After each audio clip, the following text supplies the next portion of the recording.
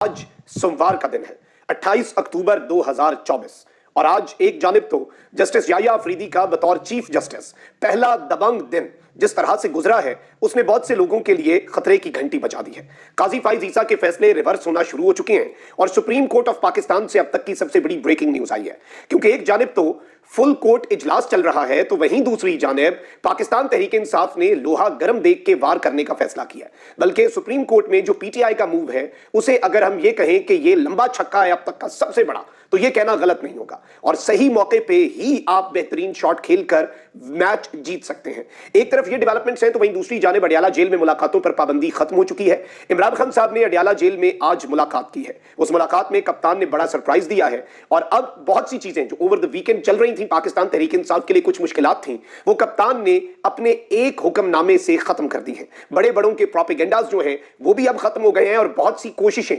पाकिस्तान तहरीक इंसाफ के खिलाफ उन पर कप्तान ने बकलम खुद पानी फेरा है। मैं ये सारी की सारी डिटेल्स आपके सामने रखता हूं, लेकिन पहले मैं आपको ये बता दूं कि इस वक्त पाकिस्तान तहरीक इंसाफ ने एक फैसला किया है जो कि हैरानी का बायस है, लेकिन इस फैसले के अंदर जो हिकमत है वो इन द कमिंग डेज आपको समझ आएगी। क्योंकि शुरू में आपको पता है कि जो चीफ जस्टिस के तकर्रुर के लिए भी पार्लिमानी कमेटी बनी, पाकिस्तान तहरीक इंसाफ ने उसका बायकॉट किया, लेकिन अब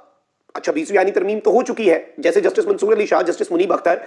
आइन और कानून के मुताबिक सिस्टम में रहकर सिस्टम को ठीक कर रहे हैं और अपना किरदार अदा कर रहे हैं, उसी तरीके से सबने अब यही करना है। This is the only option, ये चीज आप याद रखिएगा। तो अब यहां पर मैं आपको बता दूं कि पाकिस्तान तहरीक इंसाफ ने अब बाज़ाब्ता तौर पर जजेस तकर्री के कमीशन का हिस्सा बनने का फैसला कर लिया है। ज़राए के मुताबिक पीटीआई की जो सियासी कमेटी है उसके खुसूसी इजलास में कमीशन के लिए पार्लिमान से अरकान नामजद करने पर इत्तफाक हुआ है। इजलास में यह कहा गया कि सियासी कमेटी के फैसले को तौसीक के लिए कोर कमेटी और हतमी मंजूरी के लिए इमरान खान साहब के पास भेजा जाएगा। कमीशन में हिज़्ब इख्तिलाफ की नुमाइंदगी के लिए 2 नामों का ऐलान इमरान खान साहब की मंजूरी के बाद होगा और यह चीज जो है ये अब कंफर्म हो चुकी है और इस सब में यह बात बहुत वाज़ेह है।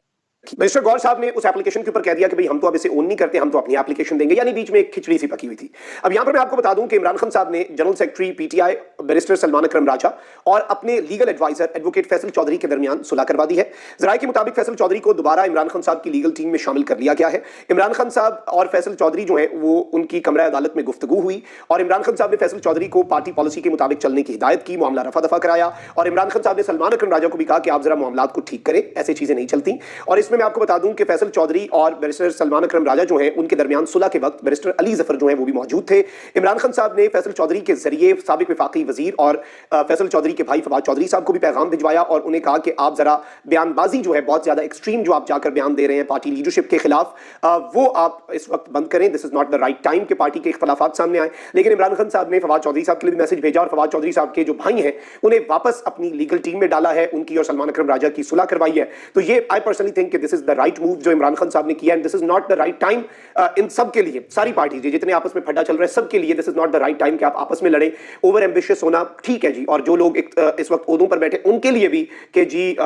हमारी कहीं पार्टी के अंदर पोजीशन न वीक हो जाए, सब कुछ अपनी जगह पे सेंस बनाता होगा कहीं ना कहीं, लेकिन इस सिचुएशन में नहीं जब इमरान खान साहब की रिहाई आपका एजेंडा नंबर 1 होनी चाहिए और इसीलिए इमरान खान साहब ने इस मामले को आज रफा दफा करवाया है। अब एक तरफ तो ये डेवलपमेंट्स हैं तो वहीं दूसरी जानिब आज जस्टिस याह्या अफरीदी के चीफ जस्टिस बनने के बाद ये पहला दिन है जो अदालती हफ्ता है उसका आगाज हुआ है। जस्टिस याह्या अफरीदी ने आते साथ फुल कोर्ट बुलाया, सुप्रीम जुडिशल काउंसिल का इजलास बुलाया, तमाम एडमिनिस्ट्रेटिव जजेस जो हैं इंसदाद दहशतगर्दी की अदालतों के वो बुलाए, practice and procedure committee reconstitute की और उसमें से अमीनुद्दीन खान साहब को उठा के बाहर फेंका। जस्टिस मुनीब अख्तर साहब जो है उन्हें दोबारा एंटर किया उस कमेटी के अंदर। काजी का एक फैसला तो रिवर्स हुआ सबसे पहले, फिर इस सब के अंदर रोस्टर्स बने, आज केसेस सुने गए। इसमें मैं आपको ये बता दूं कि जस्टिस याह्या अफरीदी जो है उन्होंने अपने ओहदे के पहले ही दिन तेजी से मुकदमात की समाअत भी की और 1.25 घंटे में 30 मुकदमात जो हैं उनकी समाअत की और 9:30 से 11:45 बजे तक 30 मुकदमात जो हैं जस्टिस याह्या अफरीदी ने वो सुने। लेकिन इसमें जो सबसे इंपॉर्टेंट चीज है वो ये है कि जस्टिस मंसूर अली शाह जो मुतालबा करते आए हैं वो फुल कोर्ट का है। फुल कोर्ट में सदारती ऑर्डिनेंस डिस्कस होना है और बहुत सी चीजें डिस्कस होनी है और यूं लग रहा है कि हुकूमत को अब सर मुड़वाते ओले पड़ेंगे, क्योंकि सुप्रीम कोर्ट में चीफ जस्टिस याह्या अफरीदी की सरबराही में पहला फुल कोर्ट इजलास जारी है। फुल कोर्ट इजलास में जजेस के तहफ्फुजात समेत मुख्तलिफ अदालती उमूर ज़ेरे गौर आएंगे, यानी कि जजेस के जो काजी फाइज ईसा के ऊपर रिजर्वेशंस थे कि how he was running the honourable supreme court, उसके ऊपर डिस्कशन होगी और फिर जजेस के सुप्रीम कोर्ट ऑफ पाकिस्तान के ऊपर, अदलिया के ऊपर, अदलिया के एडमिनिस्ट्रेटिव उमूर जो है ये मामलात जो है ये याद रखेगा, ये एजेंडा है। जस्टिस याह्या अफरीदी की सरबराही में ये सुप्रीम कोर्ट का पहला फुल कोर्ट इजलास है जिसमें सीनियर तरीन जज जस्टिस मंसूर अली शाह जो कि इस वक्त उम्रे पर हैं, उनके अलावा तमाम जजेस शरीक हैं। 26वीं आईनी तरमीम के निफाज के बाद justice Yahya Afridi chief justice बने और उसके बाद सिस्टम को लगा कि ऑल इज वेल, लेकिन ऑल इज नॉट वेल। अब इस सब के अंदर लोहा गर्म देख के पाकिस्तान तहरीक इंसाफ जो है उसने भी वार कर दिया है और सुप्रीम कोर्ट बार के साबिक सदर आबिद जुबैरी जो हैं और जो बार एसोसिएशंस हैं वकला जो हैं उन्होंने भी लोहा गर्म देख के वार करने का फैसला कर लिया है, क्योंकि सुप्रीम कोर्ट ऑफ पाकिस्तान के फुल कोर्ट में एक चीज डिस्कस हो रही है, अदलिया के फैसलों पर अमल दरामद। और याद रखिएगा कि इलेक्शन कमीशन जो है वो सुप्रीम कोर्ट के 13 रुकनी फुल कोर्ट के 8-5 के फैसले पर अमल दरामद नहीं कर रहा ना, तो अब काजी तो है नहीं, जस्टिस अमीनुद्दीन खान भी नहीं है, तो अब चीजें इतनी आसान नहीं होंगी। अब पाकिस्तान तहरीक इंसाफ ने इससे पहले कि आईनी बेंच और इस तरफ को मामला जाए उससे पहले ही बड़ा वार करने का फैसला कर लिया है सिस्टम के ऊपर। और वो वार क्या है?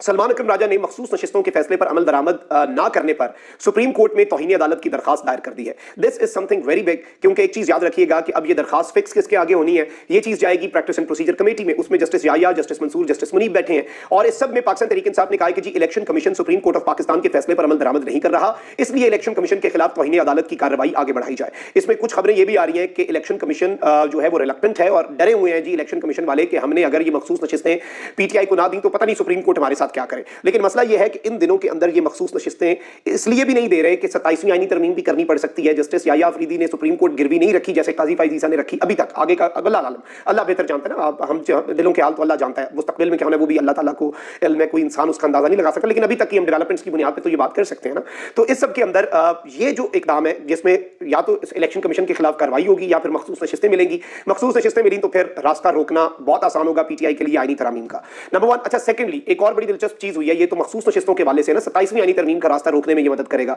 26वीं आईनी तरमीम पे आ जाए, सुप्रीम कोर्ट बार के साबिक सदर आबिद जुबैरी ने 26वीं आईनी तरमीम को दोबारा सुप्रीम कोर्ट में चैलेंज कर दिया है। आबिद जुबैरी ने दरखास्त में कहा कि आईनी तरमीम की अरकान से जबरदस्ती वोट पर मंजूरी नहीं दी जा सकती, अदलिया की आजादी और इख्तियारात की तकसीम आइन का बुनियादी ढांचा है, अदालत से आईनी तरमीम को आइन के बुनियादी हुकूक और बुनियादी आईनी ढांचे के मुनाफी और गैर आईनी करार देने की इस्तदा कर दी गई है। अब इसके ऊपर भी टेक्निकली देखे आईनी बेंच ये नहीं सुन सकता, क्योंकि आईनी बेंच तो इसी तरमीम जो कि इन क्वेश्चन है उसकी सूरत में बना, इस पे तो फुल कोर्ट ही अल्टीमेटली मसला हल कर सकता है, नॉन कंट्रोवर्शियल। अच्छा, वहीं दूसरी जानिब मैं आपको बता दूं कि 26वीं आईनी तरमीम का रदम करार देने के लिए सुप्रीम कोर्ट में एक और दरखास्त दायर हुई है। बलूचिस्तान हाईकोर्ट बार और बलूचिस्तान बार काउंसिल ने दरखास्त दायर की है। जुडिशल कमीशन की तश्कील और कमीशन को काम से रोकने की भी इस्तदा कर दी गई है कि इस तरह से अभी कमीशन काम ना करे और जो इजलास हुआ है वो भी उस वक्त तक ना हो जब तक ये फैसला नहीं होता। I think this is something very big and very symbolic. Let's see how things unfold in the future, लेकिन अभी तक की डेवलपमेंट्स में all is not well for the system.